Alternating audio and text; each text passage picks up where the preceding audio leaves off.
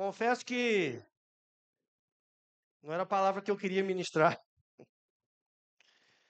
Com a palavra pronta já há uma semana, eu falei, essa palavra, glória a Deus. E desde sexta-noite que Deus tem me incomodado com essa palavra que está aqui. E eu falei, Senhor, o bispo ministrou em cima dessa palavra, esse texto, esses dias. Senhor, por que que o Senhor quer de novo, novamente falar disso? E eu falei, não, vou ministrar a palavra que o Senhor me deu essa semana, na terça-feira. E eu meditando, ruminando aquela palavra, cheia de argumentos, e essa palavra, glória a Deus. E ontem, na reunião dos líderes de célula, Deus confirmou mais uma vez que era essa palavra aqui.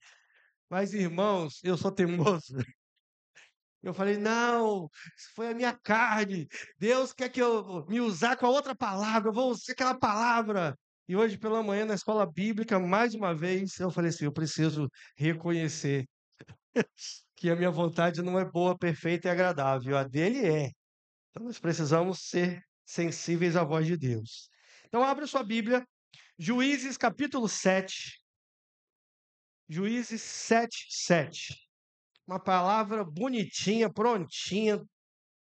Aí o Espírito Santo vai e fala: não, é do meu jeito. Glória a Deus por isso. Juízes 7, 7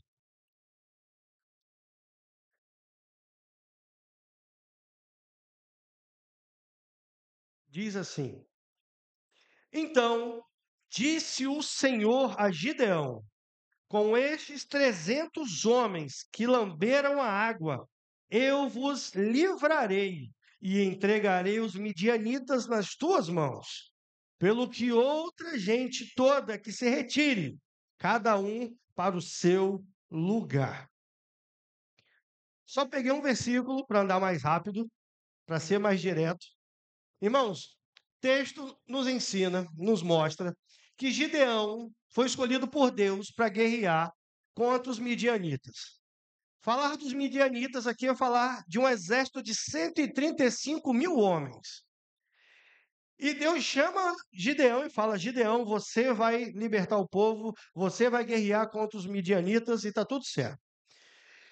Só que o exército que Gideão tinha na mão era de apenas 32 mil homens. Humanamente falando, já estavam na desvantagem. E Deus vira para Gideão e fala: Gideão, tem muita gente aí. E Gideão fala assim: Senhor, ele não fala assim, mas eu fico imaginando Gideão: Senhor, o outro exército, o exército inimigo tem 135 mil homens. Eu só tenho 32, o Senhor quer tirar homens daqui. E Deus falou: eu quero tirar homens para que o povo não pense que eles venceram a guerra na força do próprio braço, que eles reconheçam que eu fiz. E Deus dá uma direção para Gideão e fala: Gideão, todos aqueles que são tímidos e medrosos não podem fazer parte do seu exército. Eles precisam ser retirados. Tímido e medroso não pode ir para a guerra. Tímido e medroso não pode, você não pode contar com eles. Eu não quero contar com os tímidos e medrosos. Aí, irmãos, Gideão reúne o povo e fala: ó, eu preciso que se retire só quem é tímido e medroso. Saem 22 mil, ficam 10. Eu falei, olhando o texto, né? Eu falei, meu Deus, fico imaginando Gideão naquela situação. Aí eu fico imaginando Gideão, meu Deus, eu tinha 32, agora eu tenho 10 mil. E de repente Deus fala assim: Gideão, ainda tem muita gente. E ele vira e fala: faz o seguinte, vamos ver quem de fato é prudente. Faz o seguinte, manda todo mundo, todo o exército, os 10 mil tomarem água no rio, para ver quem é prudente, quem vai de fato se comportar como um guerreiro, isso aí nas minhas palavras, ou quem vai ser completamente insano e irresponsável. Aquele que continuar vigilante, se abaixar e levar água até a sua boca, vigiando o tempo todo, preocupado com o inimigo, entendendo que no meio da guerra nós não podemos dormir. Não, esse sim você pode deixar. Aí Gideão testa aqueles 10 mil e só ficam 300. E Deus vira para Gideão e fala: Gideão, agora está tudo certo. Esse é o seu exército.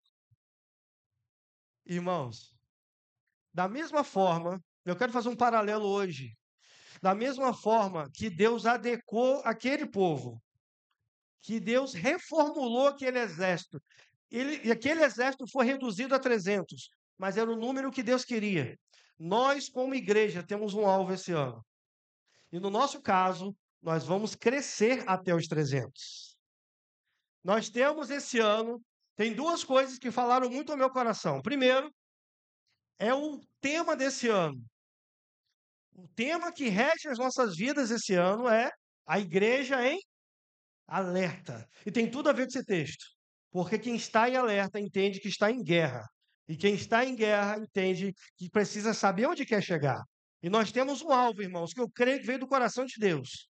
Até dezembro de 2025, nós estaremos com os jovens, nós jovens, Francis não, nós jovens, vamos estar celebrando louvor, pulando lá em cima.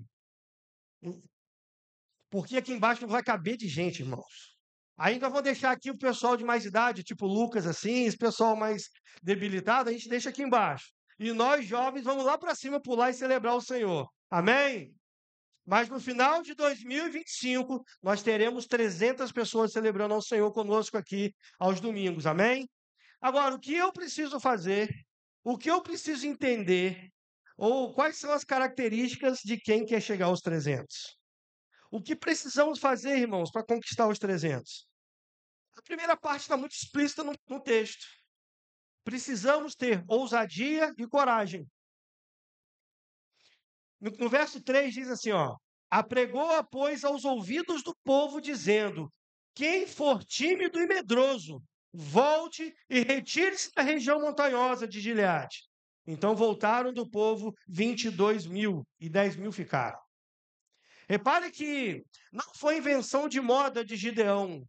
Foi o próprio Deus falando: Gideão, tímidos e medrosos não podem fazer parte do meu exército. Tímidos e medrosos, eles não podem estar aqui conosco. Tímido e medroso, fica com o controle na mão. Olha, que legal, acompanhando de longe. Mas quem é valente, quem é corajoso, quem tem ousadia, pode ficar. Irmãos, o que me assusta, que dos 32.000 homens, 22 se adequaram àquela realidade de tímidos e medrosos. Se essa for a realidade da igreja nos dias de hoje, irmãos, nós estamos dentro d'água, como diz na minha terra. Se essa for a realidade da igreja de Jesus Cristo nos dias de hoje, isso é muito preocupante, irmãos.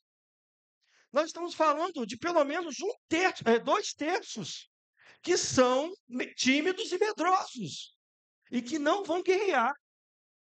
Vivemos um tempo onde o inferno avança, onde o mundo está cada vez mais convincente. Eu ouvi algo esses dias, irmãos, e essa frase está remoendo na minha mente, no meu coração. Irmãos, o mundo prega coisas erradas, falando de forma certa, e a igreja prega o que é certo, usando a forma errada. Irmãos, é uma verdade. E nós precisamos aprender com esse texto, com Gideão e esses 300. O que nós precisamos fazer, e a primeira coisa, irmãos, nós não podemos ser tímidos e medrosos. Mas essa definição, eu vou pegar na Bíblia com você, o que Deus fala dos tímidos. Vamos lá.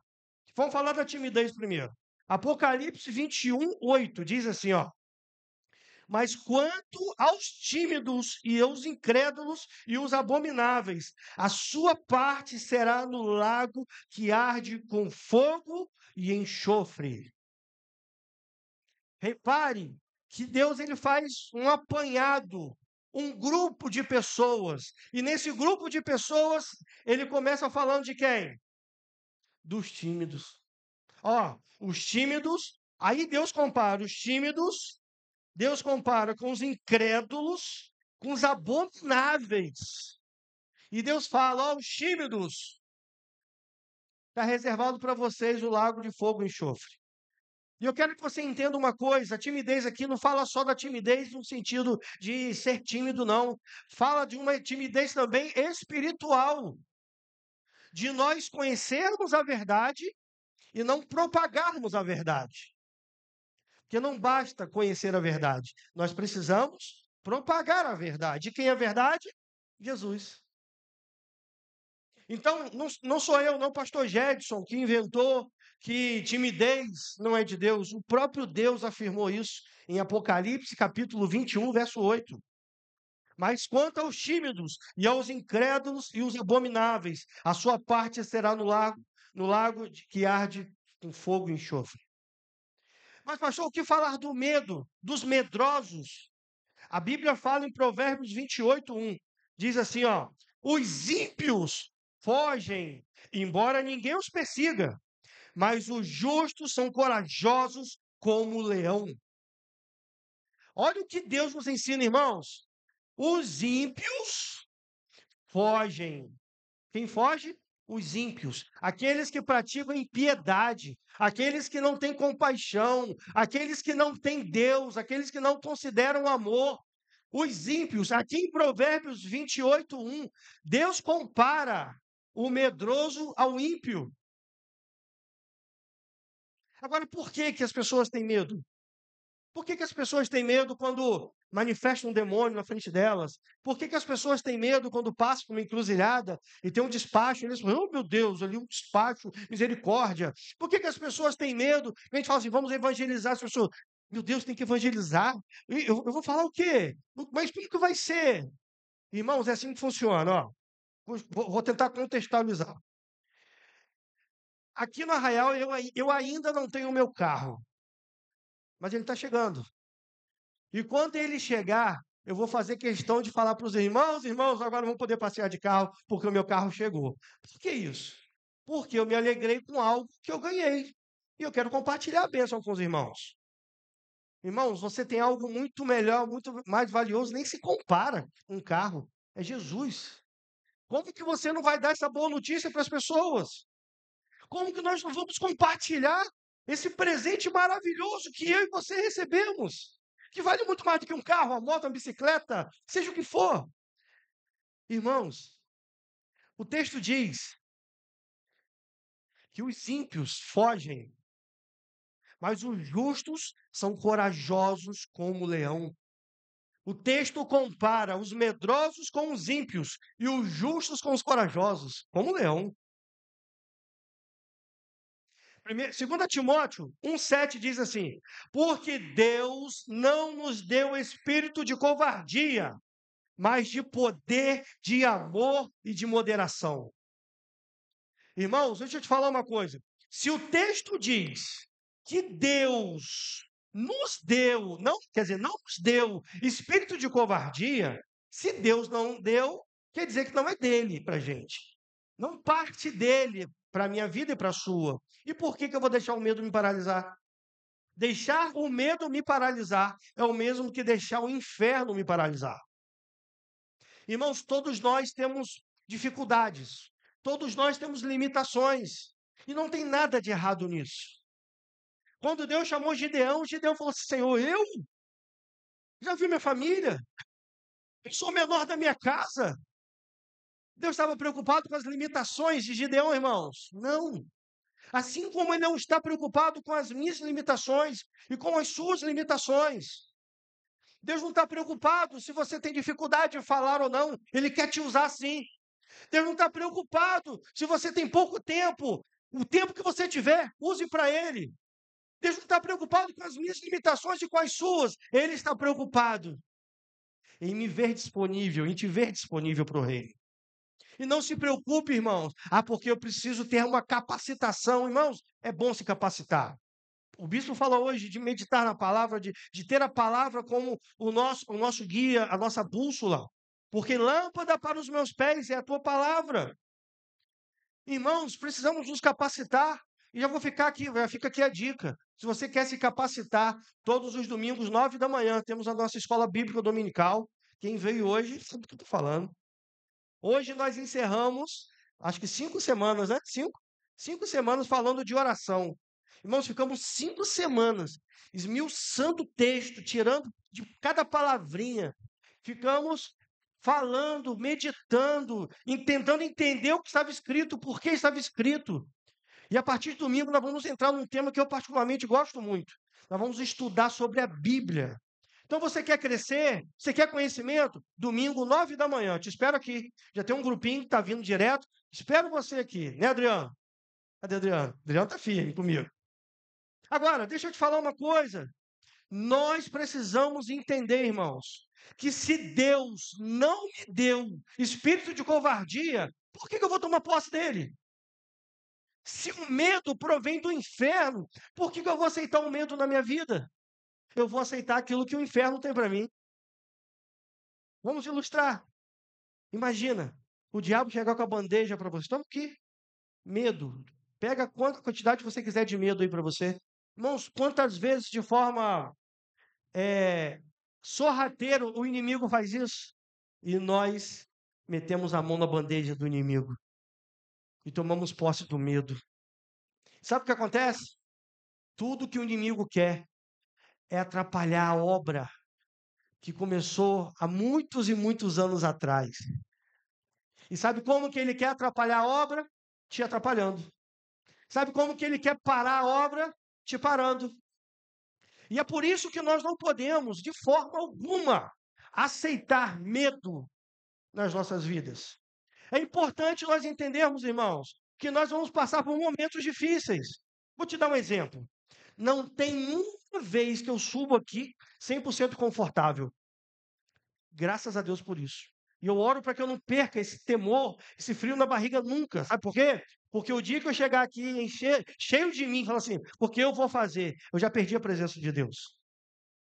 Nós precisamos ter temor, mas nós precisamos ter ousadia.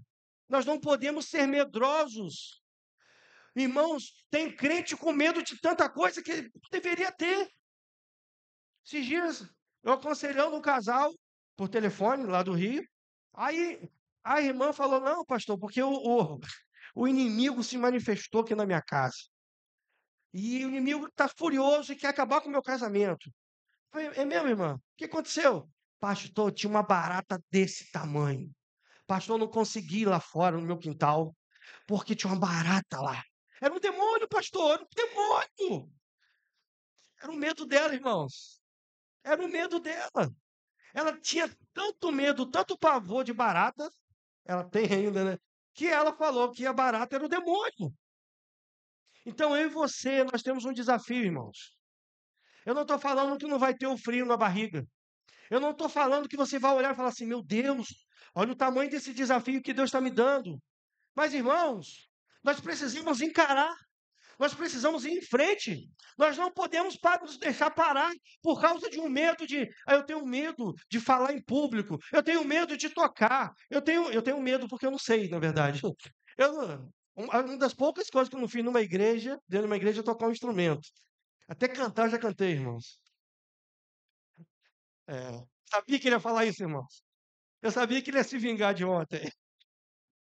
É porque eu falei ontem que eu queria o bispo cantando, mas eu falei de ironia, entendeu, irmãos? Aí agora foi a forma.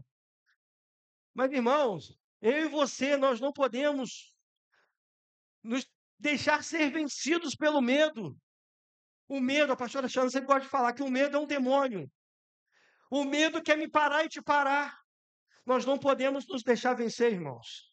Juízes 6,14, dentro do texto, do contexto, diz assim: Então se virou o Senhor para ele e disse, para Gideão: Vai nessa tua força e livra Israel das mãos dos midianitas.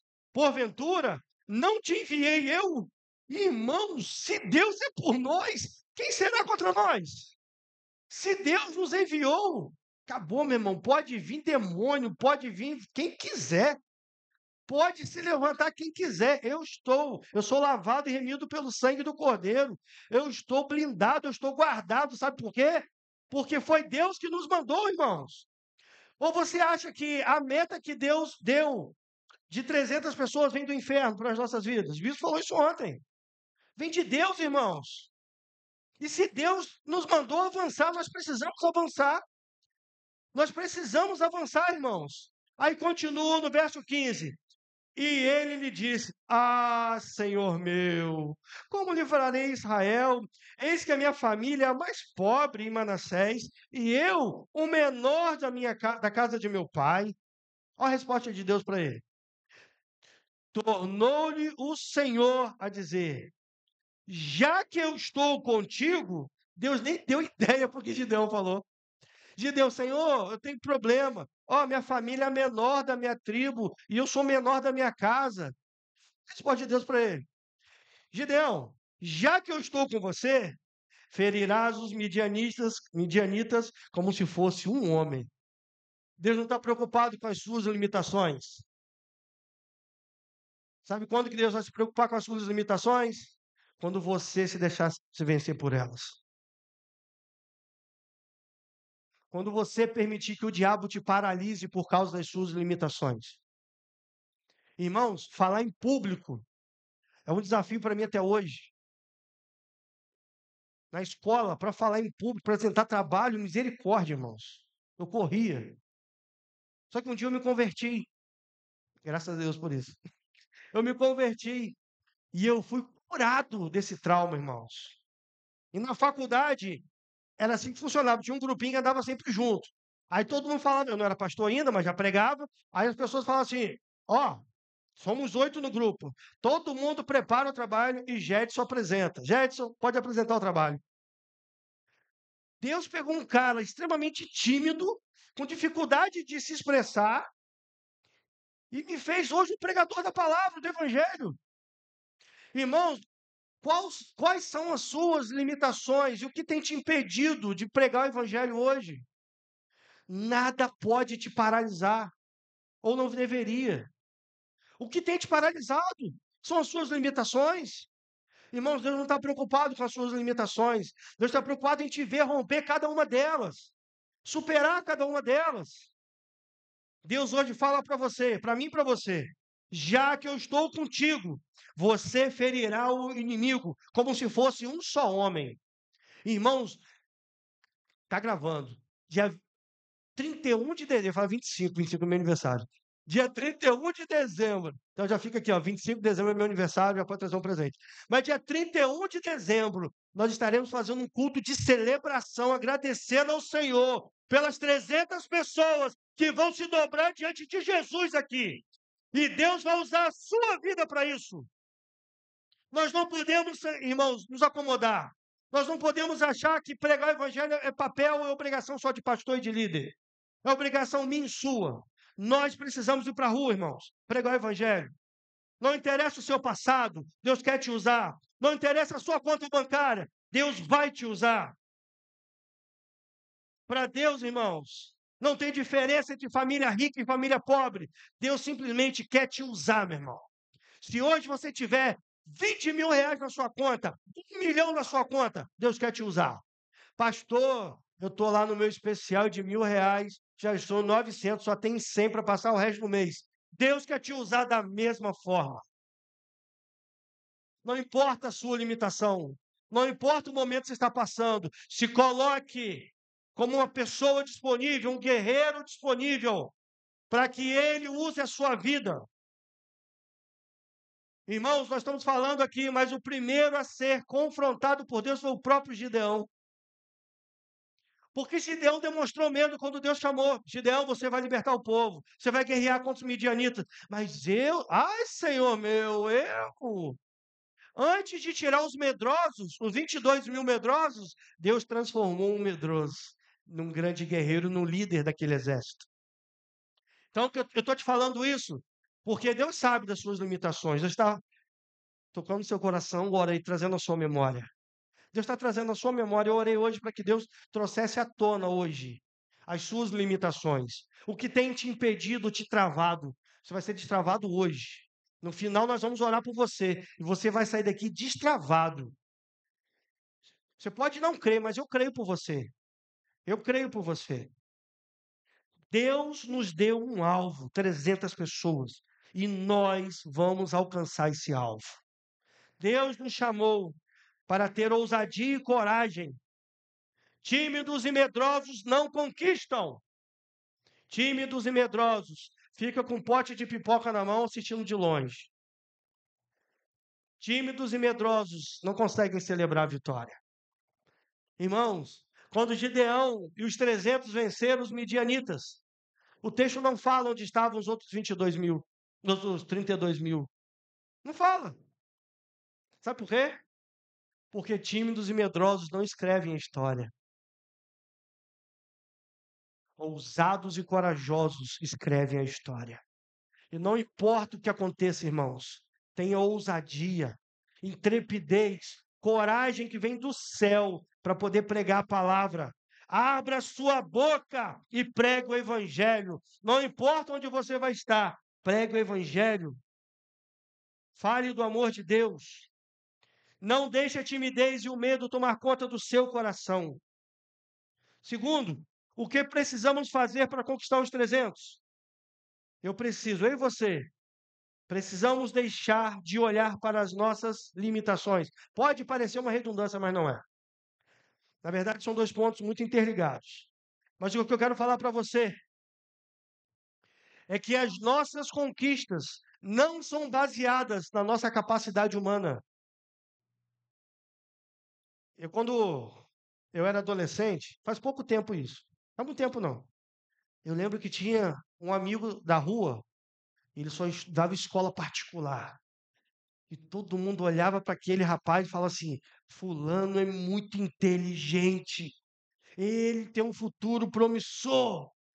Irmãos, uma família, povo bonito.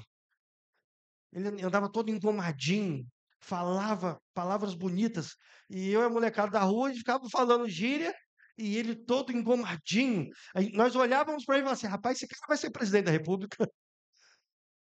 Anos atrás, eu recebo uma solicitação de amizade. Quando eu olho, eu reconheci o camarada. O cara hoje está nas drogas. O cara hoje está nas drogas.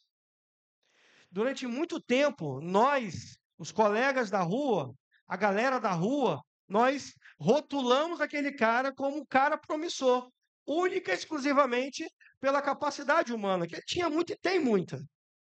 Mas nós esquecemos de uma coisa e também não tínhamos entendimento. Trazendo para a nossa realidade, irmãos. Não adianta nós sermos muito inteligentes se não formos dependentes de Deus.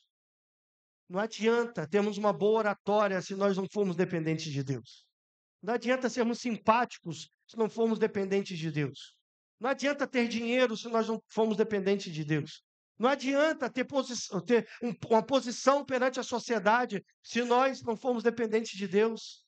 Irmãos, tudo isso vai para o ralo se Deus não governar a minha vida e a sua. Então Deus não está preocupado com a nossa capacidade humana, Deus não está preocupado com o que nós temos, a não ser que nós venhamos a usar o que nós temos para a obra dele, para a glória dele. Aí sim. Mas não depende do que eu tenho, do que você tem. Ah, então se eu tenho R$ 10 na conta, Deus vai me usar proporcionalmente, né? Um pouquinho. Mas Francis tem 100 mil, então Deus vai usar mais ele, irmãos. Deus vai usar quem estiver disponível. E se ele estiver disponível, Deus vai usar ele. Aleluia. Terceiro, o que precisamos fazer para conquistar os 300? Isso aqui é um dos grandes desafios da igreja, irmãos. Nós precisamos fazer sacrifício. Pastor, o que tem a ver isso? Juízes 6:25 diz assim, ó, no mesmo texto, no mesmo contexto. Naquela mesma noite, lhe disse o Senhor, falou com Gideão, toma um boi que pertence ao teu pai, a saber, o segundo boi de 7 anos, e derriba o altar de Baal, que é de teu pai, e corta o poste ídolo que está junto ao altar. Edifica ao Senhor teu Deus um altar em cima deste baluarte, em camadas de pedra, e toma o segundo boi, e oferecerás um sacrifício com a lenha do poste ídolo, e vieres a cortar. Irmãos, não existe conquista sem sacrifício. E quando eu falo de sacrifício, eu não estou me apegando só à oferta financeira, não. Nós precisamos de oferta financeira. Se Deus tocar no seu coração, deixa Deus falar com você para nós terminarmos a obra. Mas eu estou falando hoje de forma muito mais abrangente. Sabe por quê? Nós vivemos um tempo onde a igreja, eu falo a igreja, tá? Não falo MIB. A igreja está condicionada a fazer aquilo que ela quer. Hoje eu quero evangelizar, então hoje eu vou. Não, hoje eu não quero, eu não estou afim de evangelizar. Deixa eu te fazer uma pergunta. Jesus estava afim de morrer na cruz por você? Estava não, irmãos. Tanto não estava que ele falou: Pai, se possível, passa de mim esse cálice. Todavia, seja feito conforme tu queres. Jesus não foi sorrindo, oh, glória a Deus, eu vou para a cruz, vou morrer na cruz, eu vou ter meu lado furado, vão colocar uma coroa de espinhos na minha cabeça, vai entrar rasgando, que vai ser delicioso. Gente, imagina Jesus com os discípulos, ó, eu vou ser crucificado, vai ter pregos, eu vou ficar naquela cruz sem ar, vai ser tão gostoso estar ali, irmão, Jesus sofreu na cruz. Jesus foi o próprio sacrifício por mim e por você, mas muito mais, Jesus foi o sacrifício pelas pessoas que estão se drogando lá fora, pelas pessoas que estão se prostituindo, pelas pessoas que estão morrendo lá fora, indo para o inferno.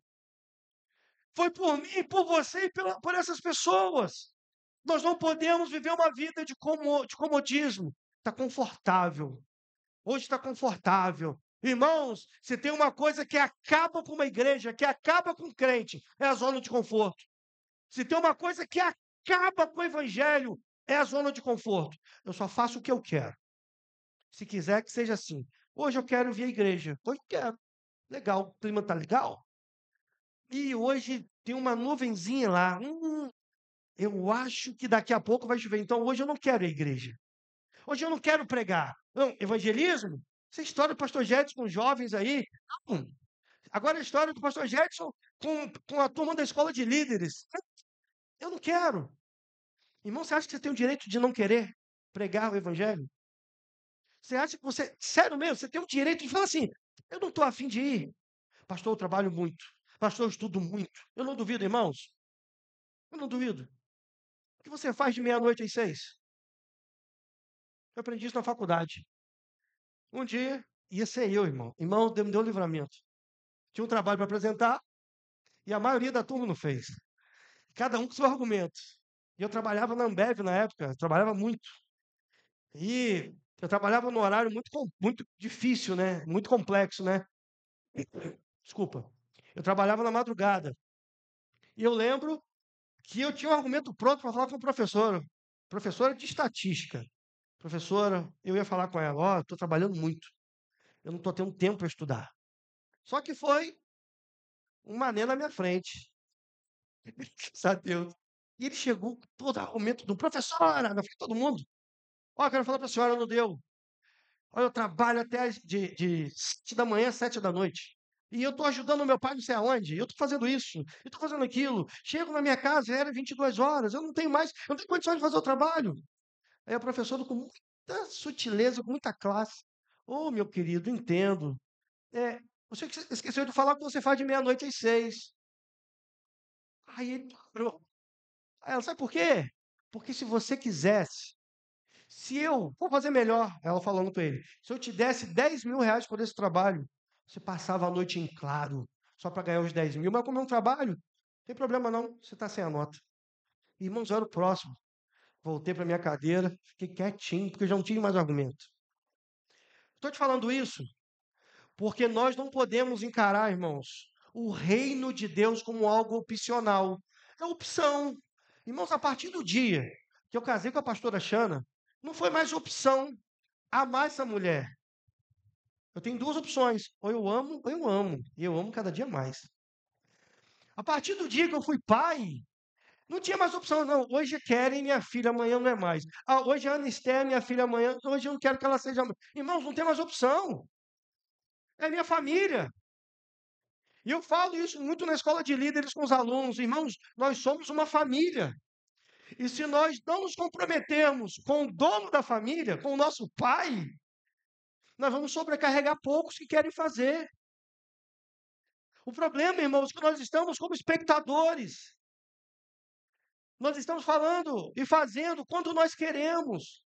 Irmãos, eu sei que às vezes não vai dar. Eu sei, irmãos. Irmãos, eu entendo isso diante de Deus. Eu entendo que às vezes não dá. O que não dá é nunca dar. Eu entendo, irmãos. Tem alguns de vocês aqui, eu poderia citar nomes, que têm uma vida frenética. Irmãos, eu entendo, eu sei. O que me estranha e me preocupa é nunca poder. Eu queria pregar outra palavra, irmãos. O que me deixa preocupado está poder, nunca poder contar com você. Que família é essa?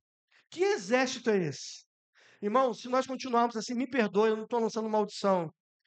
Eu comprei a briga dos 300, irmãos. Eu estou fazendo o que eu posso. Mas eu sei que não é só pela força do meu braço, é pelo poder de Deus. Mas eu vou te falar uma coisa: se nós, como igreja, não nos posicionarmos, nós não iremos alcançar os 300. Agora, não pense você que Deus vai cobrar do bispo, que Deus deu a direção para ele. Não pense você que Deus vai cobrar dele os 300. O sangue dos 300 não vai ser cobrado dele, irmãos. Vai ser cobrado de cada um de nós que não se posicionou. Me perdoe.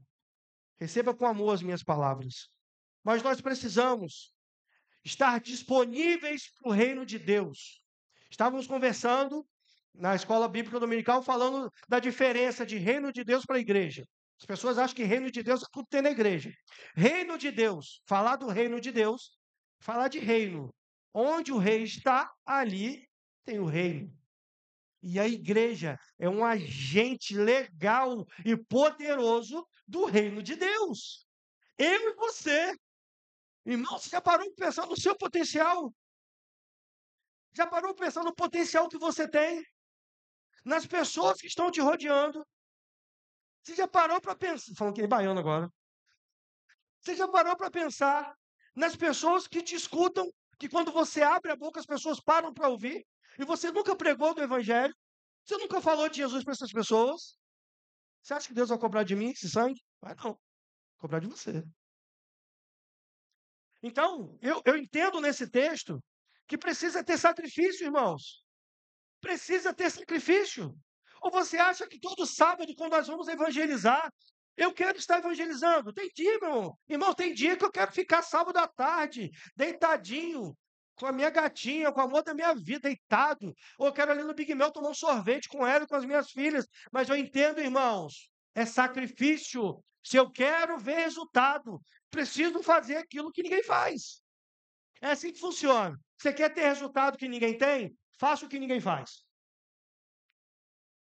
Você quer chegar onde ninguém chegou? Faça o que ninguém fez. Agora, se tivermos atitudes medíocres, vamos chegar muito longe, não, irmãos. Eu fico imaginando o Gideão falando assim: ô, faça o que o senhor quiser aí, está tudo certo. Seja 32 mil, seja 300, o problema é do Senhor. Gideão estava ativo em todas as fases da preparação daquele exército de 300 homens. Eu e você precisamos estar preparados e ativos, presentes em todas as fases da construção das 300 pessoas que Deus vai nos dar. Porque não pense você que é uma obrigação só dos pastores cuidar das pessoas, não. Irmãos, um abraço seu num visitante faz toda a diferença. Uma atenção que você dá para uma pessoa que vem pela primeira vez faz toda a diferença. É você chegar, irmãos, vou dar um testemunho. A Kate, tá na cantina. Kate e o João Pedro, ia falar pastor, ó, profetizei. Kate e João Pedro começaram a fazer parte da equipe de recepção. E um dia Kate falou: pastor, eu posso pegar o contato dos convidados, dos visitantes? Irmãos, essa seria a sexta ou sétima etapa da recepção, que eu estou indo bem devagar e aos pouquinhos implantando as coisas. E ela foi usada por Deus para antecipar o processo. E eu entendi que era de Deus, falei: amém, vamos embora, vamos fazer. Irmãos, quando ela me passa o contato das pessoas que vêm pela primeira vez, irmãos, no outro dia pela manhã eu já mando mensagem. Quero agradecer, nós como família MIP, queremos te agradecer pela sua presença. É porque eu quero ser bonitinho e aparecer para alguém? Não. Eu quero fazer as pessoas entenderem que elas fazem parte disso aqui. Agora, esse papel, essa obrigação tem que ser só minha, irmãos? Não pode ser, irmãos. Não pode. A pastora Xana já me intimou, falou: amor, quarta-feira na minha folga, você vai me ajudar a arrumar a casa. Por quê? Porque não pode ser só uma obrigação dela, eu tenho que ajudar. A Kelly precisa ajudar, a Ana precisa ajudar. Nós somos uma família e precisamos estar. Embora eu faça, mas não faço tão bem feito como ela faz. Ela falou: amor, vamos dar geral, faxina. Quarta-feira é dia de faxina. Amém, meu amor, vamos fazer. Por quê? Porque tem que ter a participação de todo mundo. Então, nós não podemos achar que nós não fazemos parte disso, irmãos. Eu não posso achar que a vida cristã é uma vida de oba-oba, de conforto, comodismo. Quando eu quero eu faço, quando eu não quero eu não faço. Eu não tenho que fazer somente quando eu estou com vontade. Eu tenho que fazer porque eu entendo que é a vontade de Deus para a minha vida. Jesus um dia declarou: quem quiser vir após mim, pegue tudo aquilo, pega uma bola de futebol, pegue um taco de beisebol, pega uma bola de basquete, pega uma bicicleta, pega um patins, um patinete, vamos todos passear. Foi assim que Jesus falou? Não. Quem quiser vir após mim, negue-se a si mesmo, tome a sua cruz, e depois você segue. Tem uma cruz, irmãos, que muitos cristãos estão esquecendo em casa. Existe uma cruz que nós precisamos levar. Existe um sacrifício que precisa ser feito. Irmãos, em nome de Jesus, coloque amor nas minhas palavras. Mas nós precisamos virar essa página. Estamos agindo como crianças que fazem quando querem. Não, hoje eu quero. Não quero. Hoje eu quero fazer. Hoje eu estou com vontade. Irmãos, com vontade ou sem vontade. E quando você, vou te dar um testemunho. Quando você não tiver com vontade, vai ser o dia que Deus mais vai te usar. O último evangelismo, Alex teve uma experiência muito, muito legal na Praça São Pedro. De um jovem que ouviu e no outro culto estava aqui. Fomos no sábado, né? E no domingo ele estava aqui no culto.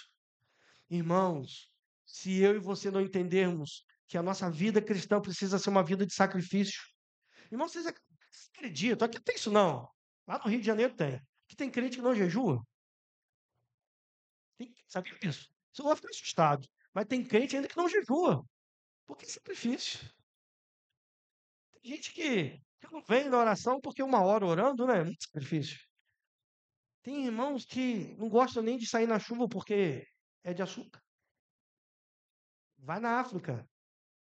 Nós temos um amigo, uma família de amigos que estão na África, né? Pastor Osnei.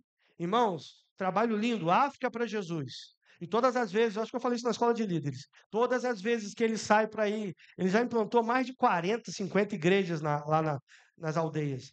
Todas as vezes que ele vai sair, ele se despede da família porque algum animal pode devorá-lo no meio do trajeto.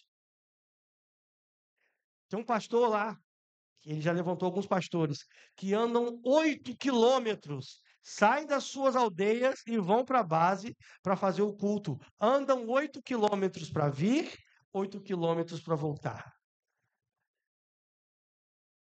É constrangedor ouvir isso, irmãos. Mas quantas vezes nós fazemos, falamos assim, na igreja hoje de novo. Irmão, você não tem que vir para cá para falar assim, eu vou lá ouvir uma palavra. Não, deixa eu te ensinar algo. Quando você vier para cá, venha com a expectativa assim, hoje eu vou ter mais um encontro com Jesus. Hoje eu vou adorar Jesus mais uma vez. Hoje eu vou oferecer o meu melhor a Ele mais uma vez. Porque, irmão, essa seria a palavra que eu daria. Até comentei com o França que seria essa palavra. Nós precisamos tomar cuidado com o que nós estamos oferecendo de sacrifício ao Senhor. O que nós estamos oferecendo é uma oferta manca? Estamos oferecendo de qualquer jeito o sacrifício, a oferta? E eu estou falando não só de oferta financeira, não, tá? Falando de tudo. Oferta financeira também. Estou falando da nossa vida. Nós estamos nos entregando por completo a Ele. Irmãos, faça o sacrifício que for necessário, mas não aceite ver pessoas indo para o inferno sem você fazer nada. Não aceite pessoas indo para o inferno. Irmãos, eu já tive a tristeza, o desprazer de ver amigos meus indo para o inferno, desviando indo para o inferno. Eu já tive o desprazer de ver um jovem de 15 anos falecendo, morrendo em acidente de moto. Um discípulo amado que eu tinha, irmãos. Minha primeira célula eu abri na casa dele. Lembra dele, Luciano? Minha primeira célula, irmãos, eu abri na casa desse jovem. E um dia ele resolveu curtir a vida. Um dia ele resolveu, não, curtir a vida, só tem 15 anos. Eu falei, mas quem te falou que você não pode curtir a vida na igreja? A não ser que você queira pecar. Aí é diferente. Porque curtir a vida não tem nada a ver com pecar. Irmãos, eu curto a vida da maneira que eu posso. Sempre que eu posso. Eu pego minha namorada, minha eterna namorada, e vou sair com ela. Quando eu posso, eu vou brincar com as minhas filhas. Eu saio com as minhas filhas. Eu vou fazer alguma coisa, vou fazer o que eu gosto. Por que isso? Porque eu estou curtindo a vida. Bom, o senhor é pastor. Pastor que curte a vida. Se você não curte a sua, está perdendo tempo. Agora, o fato de curtir a vida não quer dizer que eu peco. E o fato de curtir a vida não quer dizer que eu não esteja disponível para o reino. Irmãos, nós temos 24 horas. Deixa eu te ensinar uma coisa.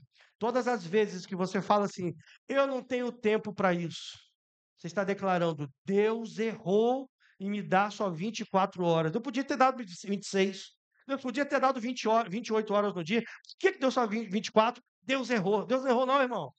Nós que somos desorganizados não sabemos administrar. Somos péssimos mordomos do nosso tempo.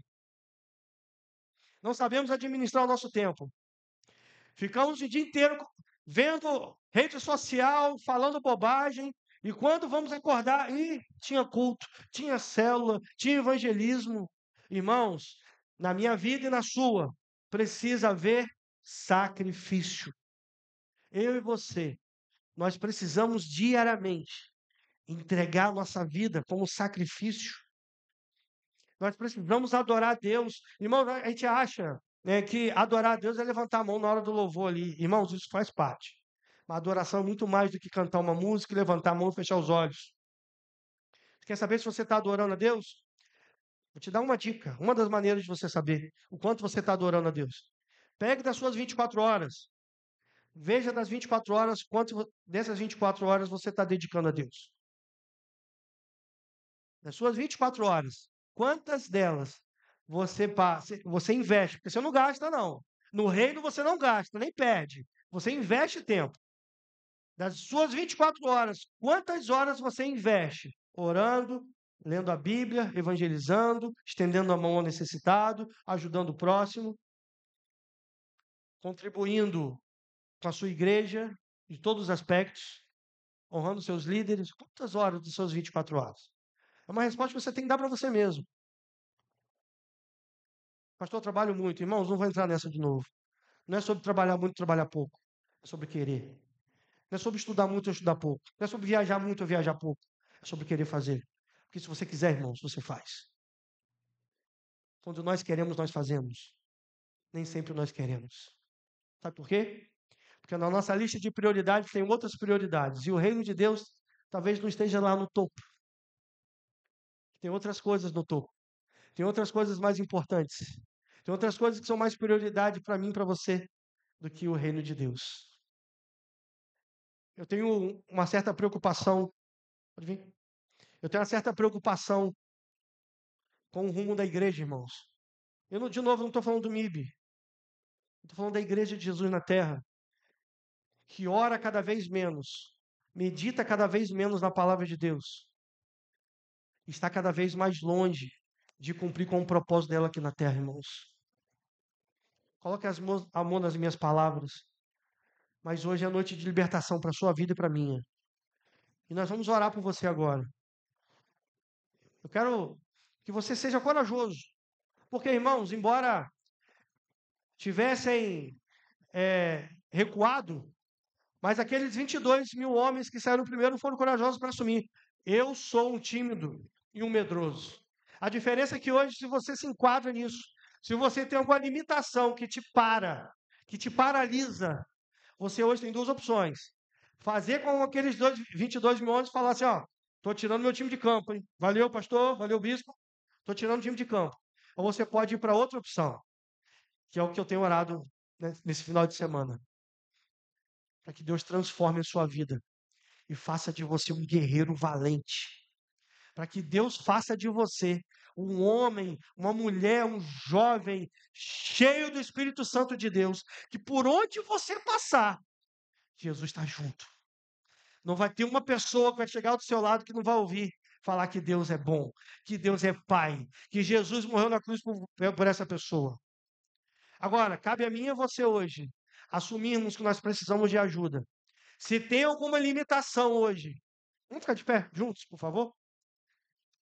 Se existe hoje alguma limitação que tem te paralisado, pastor, dificuldade para falar, pastor, dificuldade para evangelizar, pastor, dificuldade para isso, dificuldade para fazer aquilo.